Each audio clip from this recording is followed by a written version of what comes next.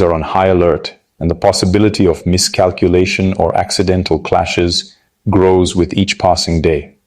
The world's diplomats scramble to prevent a descent into chaos, but time may be running out. The region now teeters on the edge of war, threatening millions with renewed conflict, displacement, and suffering.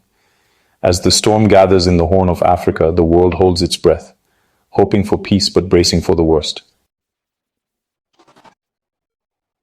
Ethiopia's demand for seaport access is at the crisis's core. Prime Minister Abiy Ahmed has made sea access a non-negotiable objective. This stance targets Eritrea's Red Sea ports, particularly Assab. The 2018 peace agreement between Abiy and Eritrean President Isaias Afwerki is now strained. Ethiopian Airlines suspended flights to Eritrea, signaling deteriorating ties. Eritrea intercepted an arms shipment to Ethiopia, escalating tensions. Analysts warn that war is imminent, with Abiy seeking to rally nationalist support. The situation is a tinderbox, ready to ignite into full-scale war. Eritrea is on a war footing in response to Ethiopia's assertive stance. President Isaias Afwerki warns against military provocations from Addis Ababa. Eritrea has issued a nationwide military mobilization directive. Satellite imagery shows Ethiopia moving military assets to the border. Ethiopia inaugurated its new naval force headquarters, provoking Eritrea.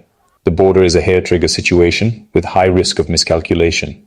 A minor skirmish could spiral into a full-blown war, undoing years of peace efforts. Eritrea faces international scrutiny over human rights violations. The UN highlights issues like indefinite military conscription and arbitrary detention.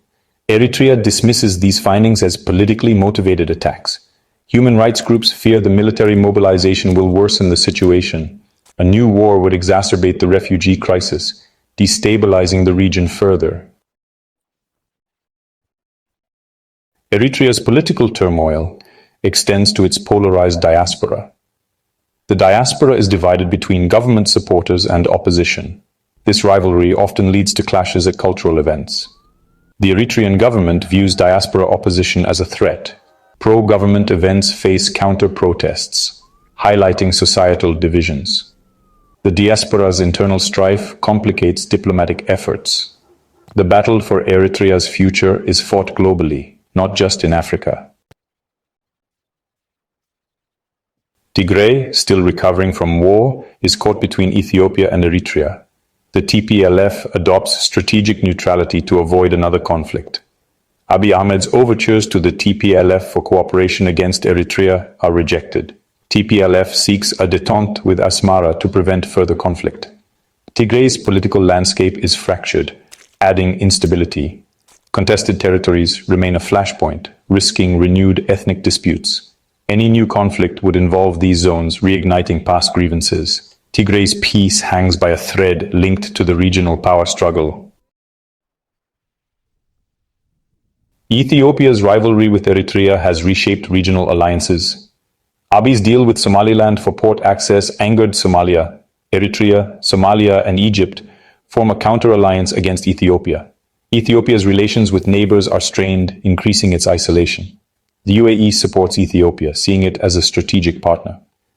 Shifting alliances highlight the volatile politics of the Horn of Africa. Eritrea exploits Ethiopia's diplomatic missteps to break its isolation. The conflict is now entangled in regional interests, complicating resolution. The Ethiopia-Eritrea tensions have global implications. This conflict isn't just a regional issue. It has the potential to affect the entire world. The Horn of Africa is a critical juncture for international trade routes, and any instability here could ripple across the globe. The Horn of Africa's location is strategically vital for maritime trade. It serves as a gateway between the Indian Ocean and the Red Sea, making it a crucial passage for cargo ships and oil tankers. Disruptions here could lead to significant delays and increased costs for global shipping. A new war could destabilize the Bab el-Mandeb Strait, affecting global shipping.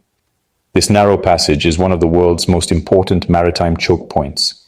Any conflict in this area could severely impact the flow of goods, leading to shortages and price hikes worldwide. Major powers like the US, China, and Russia have interests in the region. These countries have established military bases and strategic partnerships in the Horn of Africa, underscoring its global importance. Their involvement adds another layer of complexity to the situation. A conflict would trigger a humanitarian crisis, overwhelming aid efforts. Thousands, if not millions of people could be displaced, leading to a surge in refugees.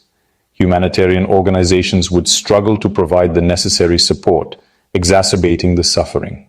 The international community is stretched thin by other global crises.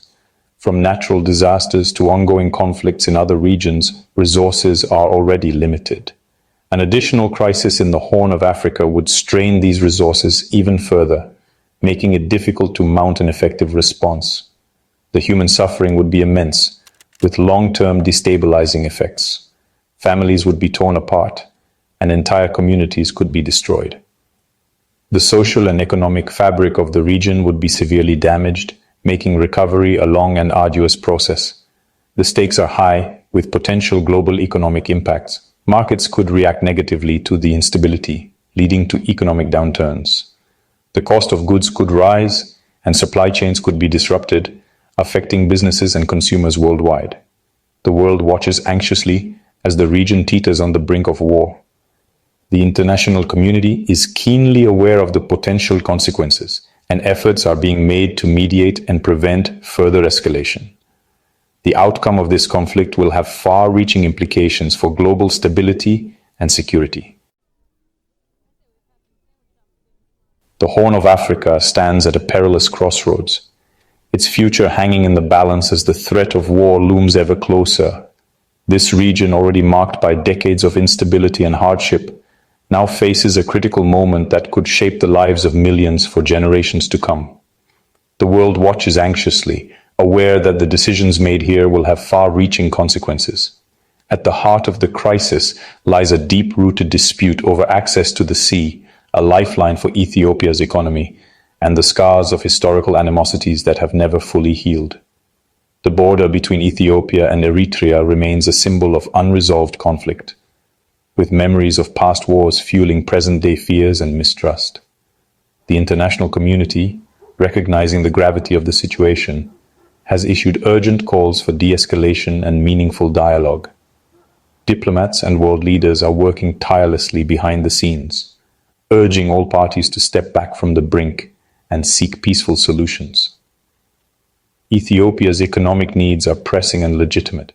As a landlocked nation, access to the sea is vital for trade, development, and the well-being of its people.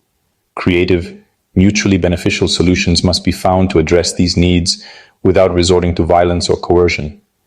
The leaders of the region now face a stark choice: continue down a path of confrontation and risk plunging their nations into chaos, or embrace the promise of shared prosperity through cooperation and dialogue. The stakes could not be higher. A diplomatic off-ramp is urgently needed to prevent the outbreak of conflict.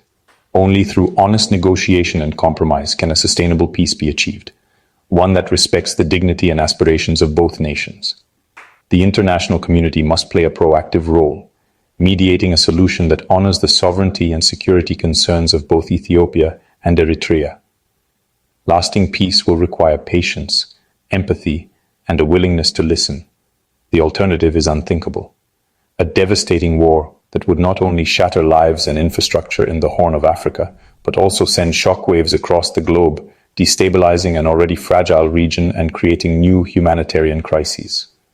The choice before us is clear, but the window for peace is closing fast.